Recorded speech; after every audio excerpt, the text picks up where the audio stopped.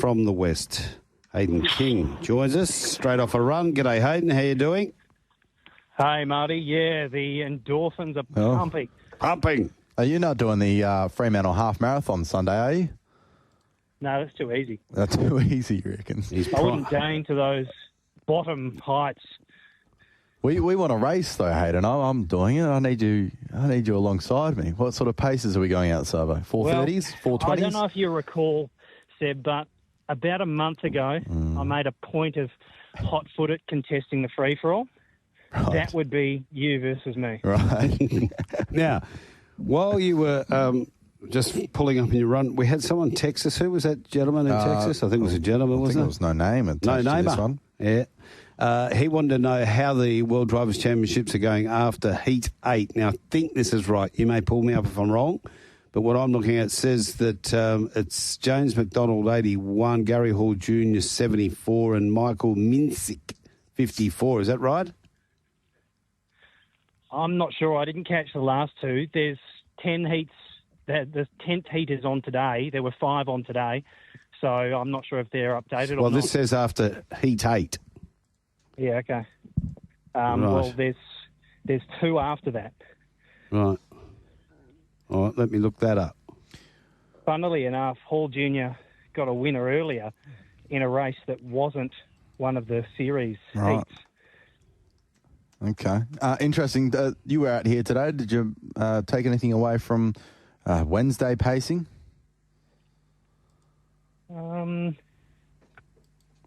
Not particularly. Yeah, okay.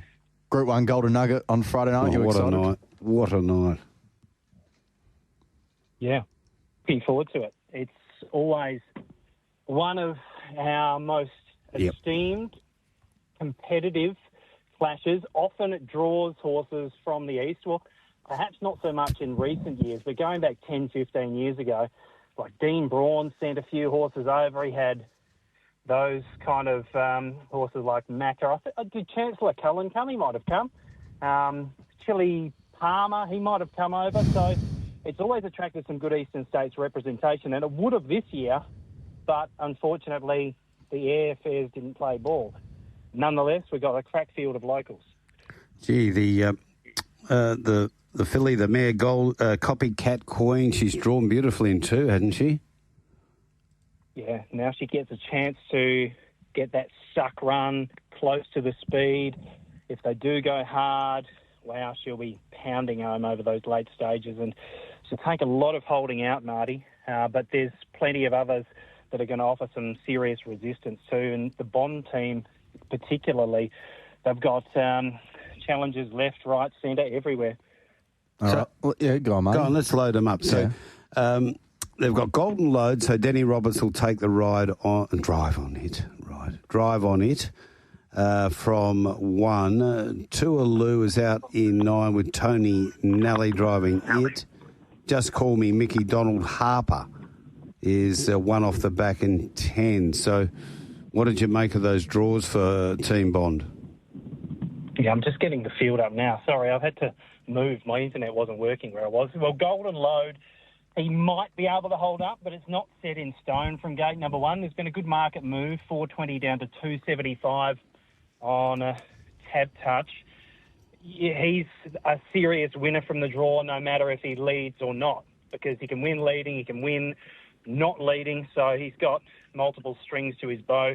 Just Call Me Mickey will be hoping he leads, that's for sure, because then the Bonds are in those prime 2 spots, leader and leader's back. Tualoo is going to find it hard work from 9, but he's not impossible. And then the Hall Senior, Hall Junior team, they've got horses drawn pretty poorly, really. Franco Motu's out in 8, and then Chasing Rex is probably the lesser of their few hopes. He's in 11, and Alter Tribute in 12. Better's Pride, he's getting out to a big price now. Menemsha, you can't forget about him either.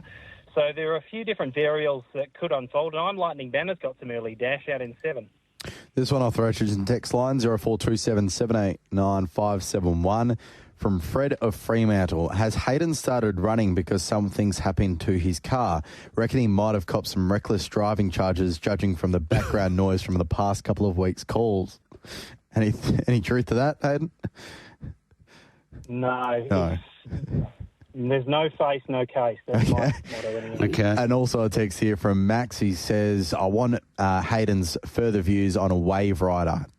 $18 right now on Tab Touch. From gate 3? Yeah, he's a chance. Silky Moore's obviously not tuning in because I'm getting a call from him right now, which is a shame. Not an avid listener of the program. Now, Wave Rider, he's definitely a chance. He does need things to go right, though, from gate number 3. I think it'll be one that has a bit of a shot earlier, I guess, to try and get up on speed. Copycat Queen's not got a heap of gate speed, and Golden Load we just spoke about, so he could try and get prominent, and that could cause a bit of a shuffle-up for Copycat Queen. So, yeah, he's certainly a hope, but I wouldn't be dashing off to going back in. I think Gino DeMori might have rang Fred Kurz out when he was driving a race once. Could have. Yeah. Back in the day. Some strange phone calls, yeah. So Bendigo race number 2. There was one time, Go on. this is a bit unrelated, but there was one time I was in the gym and one bloke came up and asked me if I was Aaron Hardy, and at the time the Scorchers were playing. Right. Wouldn't be possible. No. I can see that Aaron Hardy resemblance now that I'm looking at a picture of him. I actually played cricket with his brother. His brother was a pretty good cricketer too. Okay, so it goes in the family. All right, let's talk about this 4th event at Gloucester Park on Friday night. Just before we do favourite number information here, Bendigo race 2, favourite number 9 has gone down with For the Ride, or Ride the Rhythm, sorry, number 4, Ride the Rhythm. Favourite number 9, unsuccessful. Okay, this 4th event is the Group 2 Barbagallo Lamborghini Norm's Daughter Classic over the 2,130 metres. A little bit more of an open field, this one, in comparison to the Golden Nugget, but number 6, Penny Black, the favourite at 320 and 130, just ahead of Heavenly Gypsy at 350, just a drift out from 310. Out to as much as 370 though, and then back into that price of $3.50. Your thoughts on the Group 2 Daughter Classic? Yeah, wow. It's an interesting race, that's for sure. Sweet Vivian again draws well. Can she hold out a horse like Heavenly Gypsy and Co early? I think so. And she's been 21 into 950. Voki will have her primed for the night. Heavenly Gypsy. She's certainly in the mix, but you would have loved her to draw one position better. Artie by the Seaside, nothing wrong with the way she's going.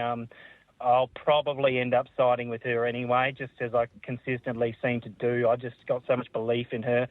Little Darling, she was super last time. She's going really well now. Camross has got hold of her. Penny Black, you'd rule her out at your peril. She'll want to get up close and personal with them. I actually thought last start she was just that iota below the run before, because she was bomb-proof the run before that. She was firing on all cylinders, and I thought she had a chance to win last time without being disgraced by any estimation. And then there's certainly other horses that could play late places or late parts if the run goes to suit. Geez, you just mentioned a horse from the past there in the racing days, Iota. It was Len Pike, I think. Gee, it was a good horse, carried the big weights. Race number 3, I want to talk to you about Aidan DeCampo here, rock and roll artist. Now, we spoke with him on Friday Drive, and I'm not sure if you mentioned on the Aftermath, but he had a very successful... Yeah, no, we had him on the Aftermath, followed wow. up again on the Aftermath with him, and he said this horse is going to be extremely hard to beat this Friday, rock and roll artist. So does this draw suit? No. Oh. No, Okay. he's in a bit of trouble. Is he? Nathan Street's drawn and won. He probably could have qualified for the Nugget had he been driven a bit more circumspect. And he might have done that because he thought he was already in the Nugget, but instead he's only the first emergency. He would have been a chance in that race had he got a run, but he's drawn 1 in this, so it's a nice little consolation prize. The other horse to consider is Rock Artist, because he is absolutely airborne. 3 starts ago, he was off the charts. 2 starts ago, he was beaten, but he went even better. And then last start, he fluffed his lines at the start, and he ran outrageous sectionals to win the race. I think he ran 27 seconds, Betsy got him for that quarter where he rushed around and got to the front. That's absurd, and then he kept it up. So he is at the peak of his powers at the moment, and Nathan Street's going to offer some pretty stiff resistance. Looking forward to that race. If they go crazy, rock and roll artists, there's a chance, but it looks a bit difficult. Must be looking forward to the Aston Martin, because Magnificent Storm moves like an Aston Martin and comes from gate 1. He'll be prohibitive odds, wouldn't he? he'll be winning. He'll be leading and winning that race. If he's anywhere close to the mark, we haven't seen him in 6 weeks. $1.04. Do whatever he wants with that lineup. Captain Ravishing, he's nearest in the betting, but I think he'll be playing for second at best. What about earlier on, the first event, Nutbush Girl, no driver at the moment. Cole Harper, the driver for the entirety of her career. What's the go there and your thoughts on Nutbush Girl on the first? No, I don't actually know because Kyle, when I originally saw that, I thought Kyle mustn't be driving at the meeting. But then I looked and he's driving later on in the card. Yeah, okay. He's driven there the whole time through her WA career. So I'm not sure what the go is there, but she's a pretty smart cookie, this horse. She's been getting her own way up front, but she can really roll some sectionals out in the lead, and she should be able to do the same again. Pocket the Change will want to keep her back, but Watch Me Wave will want that spot as well. So there could be a little bit happening underneath, but either way, if she gets to the front, she can just run 28s, 29s the whole way round, and I don't think they'll catch her. I can just picture you in the DB12, that iconic Aston Martin, just driving around town with the wind blowing through the locks. Picture this right now. I'm in my little Mazda, shirtless in a car park talking to you. Wow. Well, Kyle Harper is on Nutbush Girl, by the way. It's updated on the Australian harness. Yeah, Okay. that's good. Right. That's good. So highlights are plenty on Friday night. There's no doubt about that. Yeah, for sure. Looking forward to it. And worth mentioning, Punters Club this Friday night. Peter O got the place booked out. I'll be there. Glenn Moore was ringing me, no doubt. He'll be wanting to chat some form because he's on my team, and we can... Who else is in the team? Because there'll be some pretty good opposition, I think. Okay, well, give us your team. Who is it? I don't actually know. I got signed up by someone else. I think Ollie County's on my team, Glenn Moore, Scott Hill. Bomber Hill. Guru's there. Scott Bomber Hill. Righto. He's a form analyst on Tab Radio. That's him. I said to a couple of guys the other week, I said, I'll just sit back and let them do the work. And they said, you can contribute if you want. And I said, well, no, too many chefs spoil the dish. Yep. And what about your thoughts on the Melbourne Cup yesterday, from your eyes, from your lens? Oh, what a ride. Oh. What a ride. Yeah.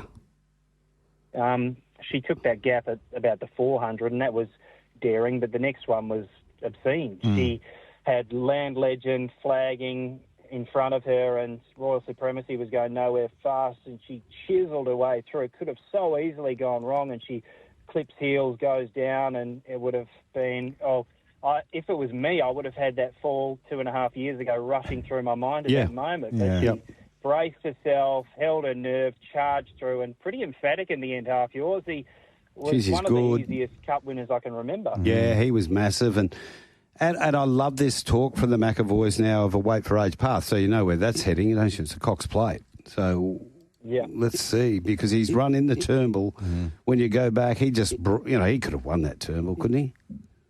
Yeah, I don't know. Do you think he's brilliant enough to win those races, 2000? Yeah, they're saying if they train him that way, he is. So you've got to be guided by them.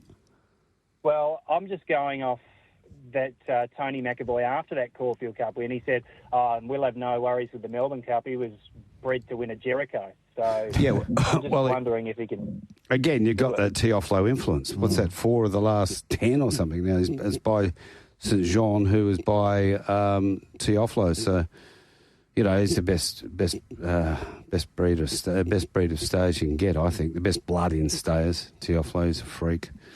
So it's done and dusted for another year. Thoughts on the Oaks tomorrow? Is this favourite beatable? It's a bit of... The Oaks and the Derby are a bit of a hoodoo race for me. Like, I reckon the last Derby winner I found was Polanski. When was that? About 2013 or something? Yeah, I remember it. Yeah. Well, what do you think? No, she's... Can't be beaten. Yeah. What's the forecast saying? Forecast for the weather, they're on a soft 5 and fine, so just starting to, clear up a bit. Doesn't look a vintage Oaks. No, it isn't. Does it? No. No. Yeah, she'll probably win. All right. We'll enjoy your company again this Friday. Looking forward to it. The West, and of course for Snooze, our man out there in Lane Tomich to Coburn. Coburn is going through the roof, he tells me. Cannington's been a bit slow, so if you're out that way in Cannington, get in there. He'll do a deal. But they're enjoying Coburn. He'll do a deal that'll put you to sleep on one of his magnificent mattresses. Thanks for coming in. Thanks, guys. See ya.